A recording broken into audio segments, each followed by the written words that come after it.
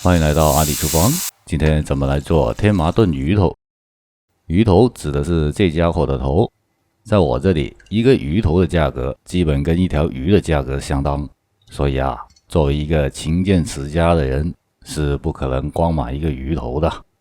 这些宰杀的工作完全可以交给热心摊主的，除非像我这样有这个爱好，不妨就拿它来练练手。这些鱼骨肉煎香了，再姜葱清蒸就很好。这个不是重点，关键是咱得到了一个将近1斤重的鱼头，只要鱼头其他多余的骨肉都去掉，也不要剖成两边，可以最大程度的保留鱼头里的水液。移到水槽里，用盐对它进行一个全方位无死角的揉搓，尽量清理掉表面的粘液，那样腥味就没那么重了。用清水清洗干净，先放一边备用。再来准备其他汤料，天麻是主角，得多放一点。白芷横切纵切的都没问题。川芎的药味很大，少放一点。再来点枸杞子和红枣，当然这是要煲汤，不是熬药。药材的使用原则是宁少勿多。进去点清水，先泡几分钟，让外表的污渍软化了，再拎过来冲洗干净，放一边备用。大部分的老火汤都要加进去几块猪骨和几个鸡爪的，这样就能让汤水更鲜香可口了。给鸡爪修一下指甲，过2遍清水，扔进沸水里飞水，这也就是一个清洗的过程，不用太久的。再沸腾就先捞起来。鱼头进锅前一定要把表面水分擦干，以防见油伤人。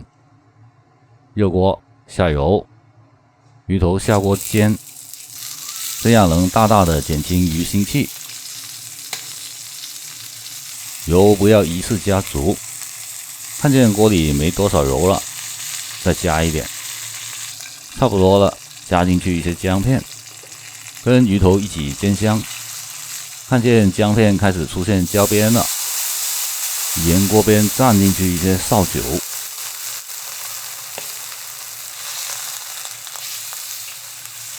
再加进去足量的开水，要略少于炖煮容器的总容量。就这样，先沸煮2-3分钟，转移到炖盅里。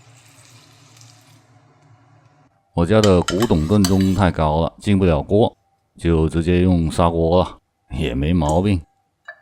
23厘米左右的开口，出来7-8碗汤是没问题的。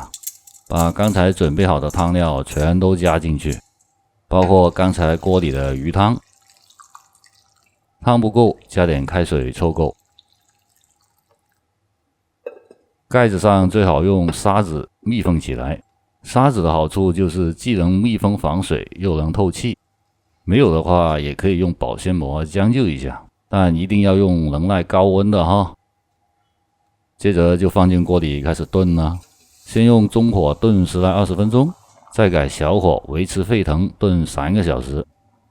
期间要检查一下水量够不够，及时补充开水，要不然炖干了那就窝火喽。3个小时转眼即逝。